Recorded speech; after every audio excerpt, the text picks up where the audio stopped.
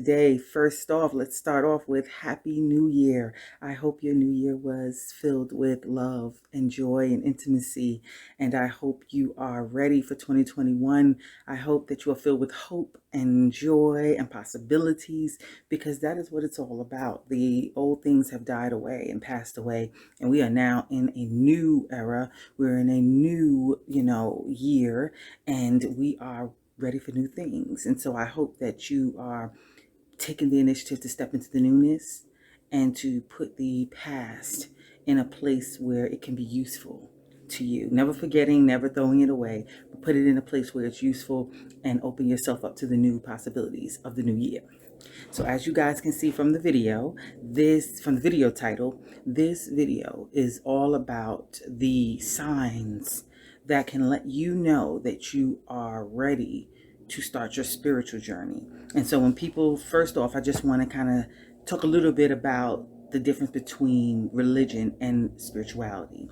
And so religion is more of an organization. There are different laws and different bylaws and governance that takes place under religion. And many people are finding themselves in a very weird place when it comes to religion. And they're leaning more towards the bare bones of spirituality, which is the foundation of which all religions are based.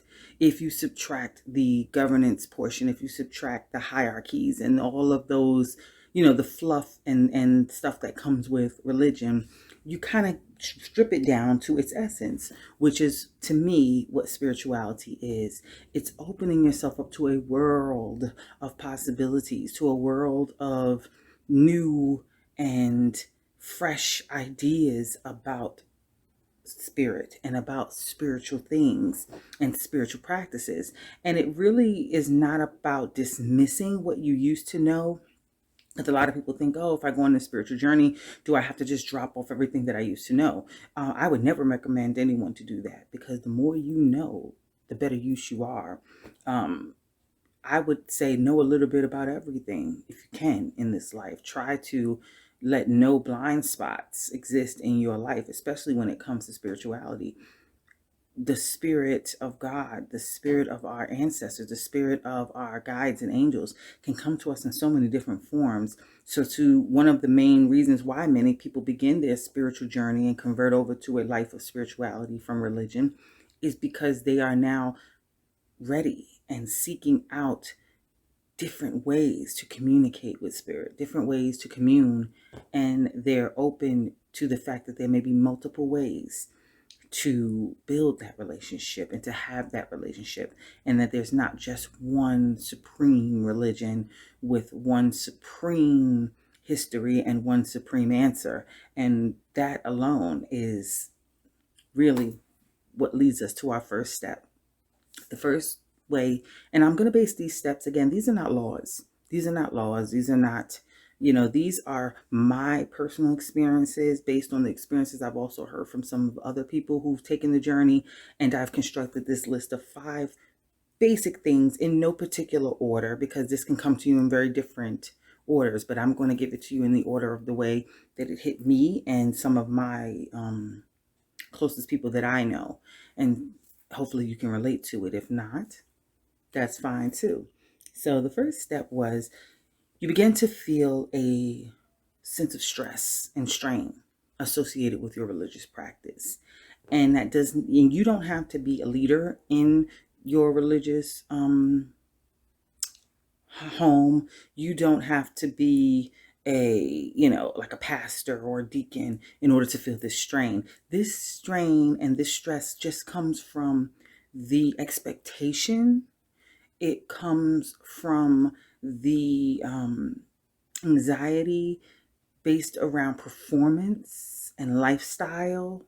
It comes from the pressure of morality and feeling as though if I don't get up this Sunday to go to church, or if I've missed 2 days of my religious services, I am no longer good. And that stress can really start to weigh on you, especially when you have so many other things in life, and God can visit you and spirit can visit you in so many other ways. You begin to want to disassociate from that stress. And in no way am I saying that any religious platform does not have its ups and its downs, its good and its bads, I guess. But what I am saying is that when it becomes a strain, when you start to feel the pressure and the guilt, and really that's the key word right there. And so that guilt and that shame leads you to start to think of other, or want to seek out other possibilities.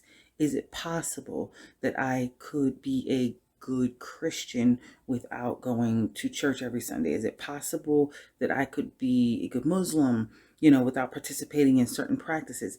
You start to think about just other ways you could still be spiritual, but you can relieve yourself from the expectation and from the law of having, you must visit, you must go. Because a lot of the times in my life back when I was Christian, I never really wanted to go to church when someone made me go. But it was when I had the motivation to go, which it could have been once a month, it could have been twice a year for all I know, remember. But it was on my terms when I felt the calling to need to commune with others. And I think that freedom of allowing myself to vibrate on a frequency and participate in things as I needed it was a freedom that I just wanted more of. I wanted more of. I didn't like the pressure of knowing I had to be there a certain day. We were doing something and I had to take a role in some of the activities there. It became too much for me. The anxiety, was just too much for me when I thought about the idea of having to do those things. And even if I chose not to do them, I started to feel like I'm bad. I'm looking bad, because I did not sign up for this, because I'm not going to be a part of that, because I am not volunteering to lead this. And for some people, they need that. Some of us are really, really damaged and we have to dig into our own inner self. And some of us really need that communion. We need that sense of importance. We need those roles. We need to have those titles, because it builds a sense of self. It builds up an area in our lives that's really low. And so these roles and these jobs really have little to do with the religious foundation and more to do with how they make us feel. And so your first thing is when you start to feel that stress and want to relieve yourself. The next sign that will lead you to know that it's time to begin your spiritual journey is that you begin to ask questions. And this might seem trivial for some people, but it really is a pivotal part in deciding it is time. I'm open now. I'm willing. My ears are tuned to hear now, and I'm ready. Because when you start to ask questions, you'll notice that many religions will not have the answer for you that sustains. They will not, religion in itself was not created to give those kinds of answers that many of us will begin to want to know and begin to seek out when we're at the brink of our spiritual journey, when we're called to take that journey. So you'll begin to ask questions, and no matter what you get, whatever answers you get from your spiritual leaders, it still won't seem sufficient. And that is because you are being called to open your crown chakra, to begin to explore the world of spirituality and receive the mysteries and the secrets that exist beyond your bubble of religion. And that's a huge calling. And not everyone is called at the same time. And maybe in this life, not everyone will be called. Some people, like I said, are very comfortable in their religious practices. Their practices and their religious governing bodies serve as more of a self-identity for them, and they are not in any way interested in altering that to any extent. And that's fine. That's their journey. That's their path. But there's some of us who it just doesn't stick. We want it to. We wish it would, but it just doesn't stick for us. And we feel like in the pit of ourselves that we have questions that need answers. and the answers that we're getting are not sufficient. You begin to say to yourself, I'm asking these questions, I am getting these answers that are not sufficient for me, and I now have a desire, the desire to explore. You find yourself watching videos like mine's, like Root Work with Shamina, and trying to find out, hey, she's a decent person. She seems like a nice person, and she has different spiritual beliefs. And I'm interested to know what those beliefs are. That is number 3 for me. It was me going on that journey on YouTube, Instagram, amongst friends and family, and extended friends and family, and just asking the uncommon questions, wanting to know more about other people's religious beliefs and wanting to know more about spirituality, the hereafter. It was just a surge of energy that was pushing me to just want to know. I wanted to read about everything. I wanted to hear about every story. I was no longer fearful of it. I was interested. And I think that right there is the main part of this spiritual journey, that piquing that interest, opening that crown chakra, opening that third eye, and really having a desire to know more. That's really it. And complete and whole passion to know more.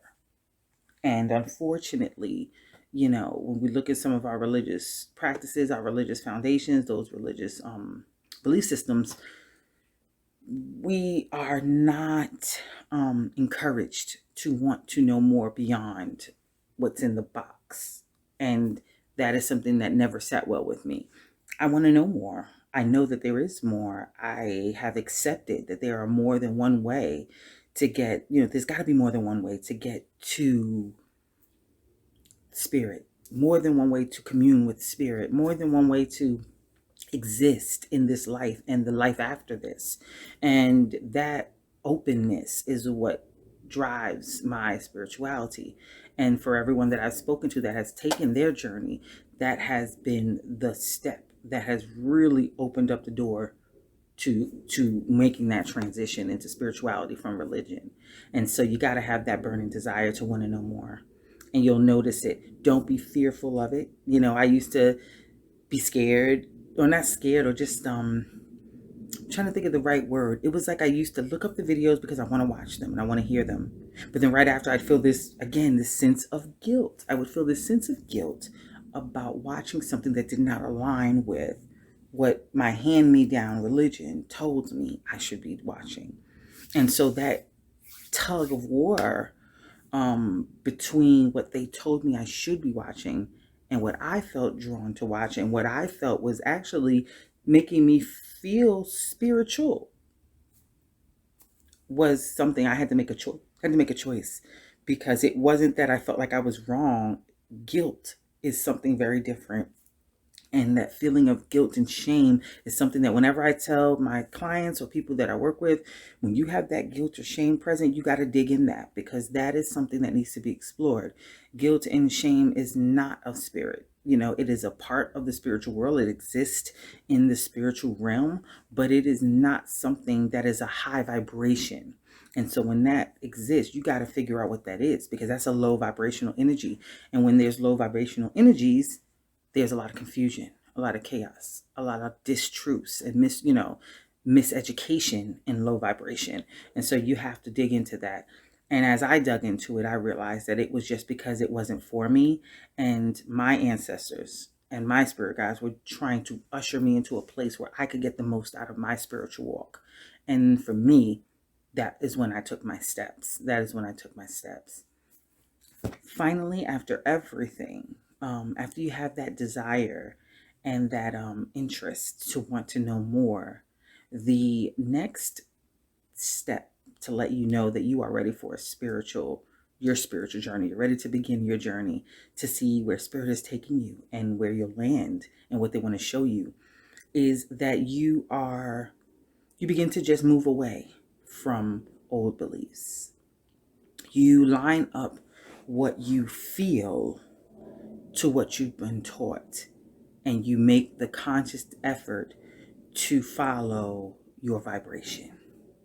And then that is deep, because it was me having to sit down and say, well, this says this, and what I'm feeling says that, and what I'm learning says, this. And during my exploration, what I'm learning is this, but what I've been taught still stands this. There's no room. And I tried to see how I could mesh the two, but the religious side just didn't give any room. They didn't provide any space for options or alternate ways of thinking. It was what it was, and it was, you're going to accept this or that is it.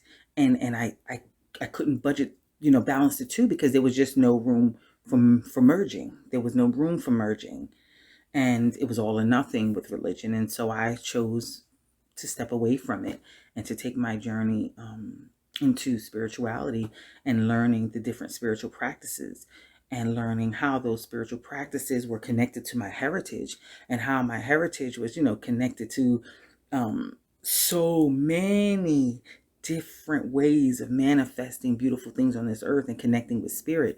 And once I realized that I have been missing out on a whole world of spirituality, a whole nother way of doing things. It was for me, when I had turned and never looked back. And for you, you would get to decide.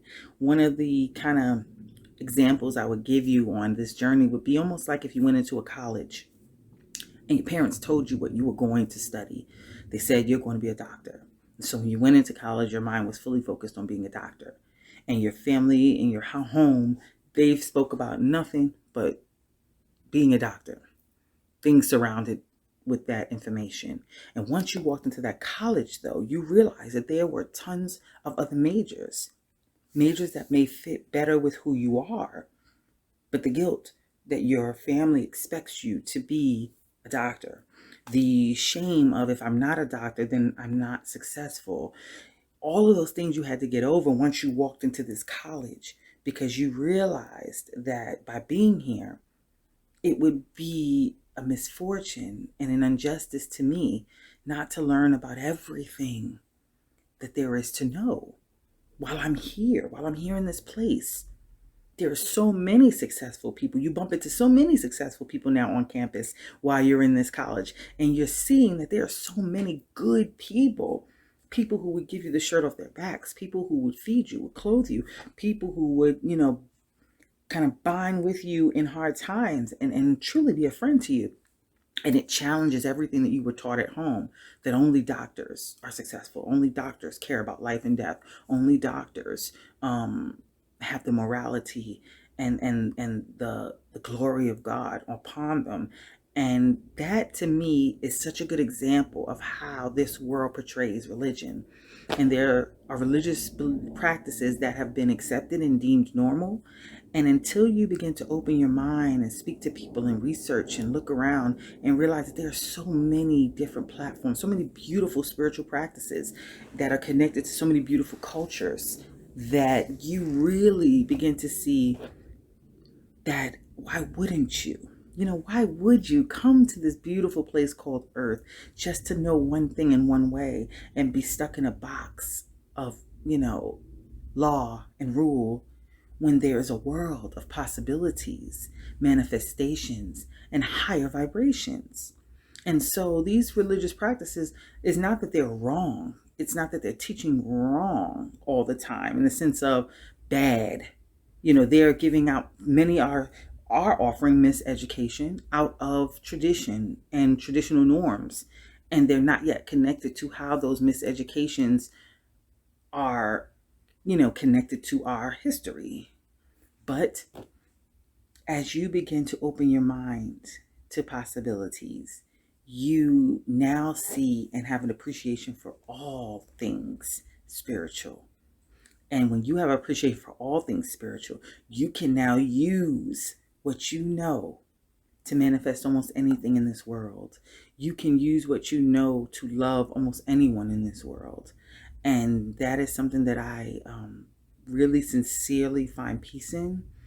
that I am not a member of a club, but rather I am a spiritual being having a human experience, meeting other spiritual beings and having human experiences with them.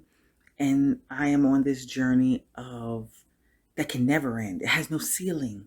Spirituality has no ceiling. You can never arrive. I don't care who you are, what you've been initiated in. There's always something more to know.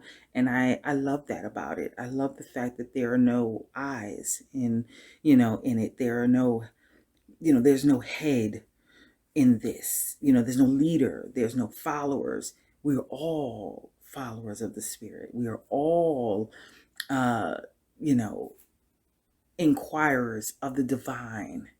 And it's such an even playing field where ego really has no place, here. And so these are the 5 things that I believe start to happen that you can use and recognize in your life as signs that you are ready to take your spiritual journey. And I'll make another video about what the beginning of your spiritual journey, what that's about. But it's really all about, for a quick synopsis, it's really all about you taking your journey, opening your mind. It'll lead you to certain videos. It'll lead you to talk to certain people. It'll lead you to be a part of certain situations where you'll say, wow, I'm learning so much about just what it means to be spiritual, to be in a vibration and to vibrate at a higher frequency and to let my light shine. And I'm learning so much about my personal power. And those experiences are so unique with everyone.